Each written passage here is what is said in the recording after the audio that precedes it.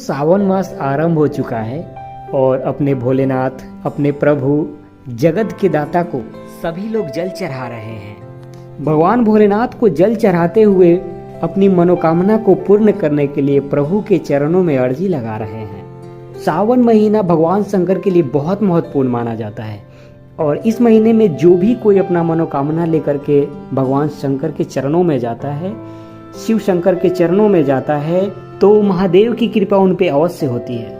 भगवान शंकर को प्रसन्न करने का, महादेव को प्रसन्न करने का यह महीना बहुत महत्वपूर्ण होता है। तो अगर आप भी भगवान शंकर के चरणों में अपनी मनोकामना लेकर जाते हैं तो एक काम अवश्य कीजिएगा। जब भी भोलेनाथ के चरणों में आप जल चढ़ाने जाएं तो भगवान नंदी को अवश्य याद करें। जी हाँ, याद रखिएगा, इस सावन महीने में जब भी आप महादेव को जल चढ़ाने जाएं तो उनके सवारी नंदी भगवान को मत भूलिएगा। यहाँ याद करने का मतलब यह है कि आप जो भी मनोकामना लेकर भगवान शंकर के चरणों में जाते हैं वह मनोकामना भगवान नंदी के कानों में कहना है। आप महादेव के पास जो भी मनोकामना लेकर जाते हैं वह मनोकामना नंदी भगवान के कान में भी कहना है, जो इस तरह से बहुत कम लोग करते हैं। अगर आपको भी प्रमाण चाहिए तो आप 1 घंटे के लिए मंदिर के पास बैठिए, आपको ये देखने को मिलेगा कि 100 लोगों में से लगभग 10 लोग ही ऐसा करने वाले होंगे। तो मेरा ये प्रार्थना है आपसे कि जब भी आप भगवान शंकर के चरणों में जाएं, अपनी समस्या को, अपने मनोकामना को भगवान नंदी के कानों में अवश्य कहें।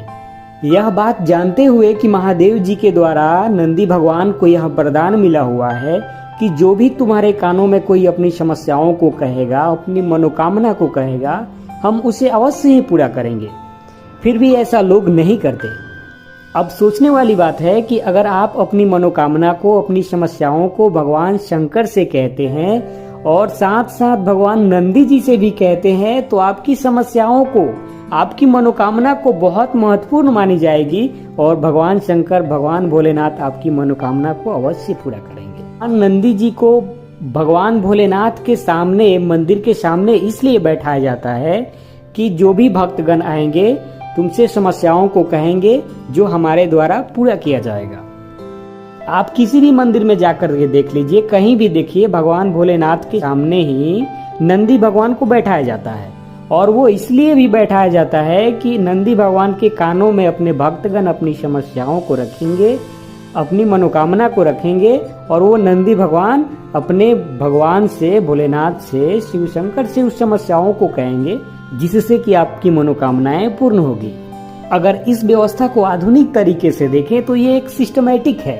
समझ लीजिए भगवान भोलेनाथ कहीं और जगह है, उनका ध्यान अपने भक्तों पर नहीं है।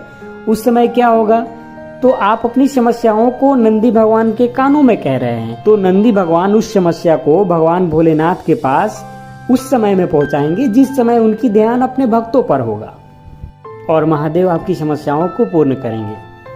तो आशा करता हूं कि आप भी ऐसा करेंगे और भगवान भोलेनाथ का विशेष कृपा आप पे होगा।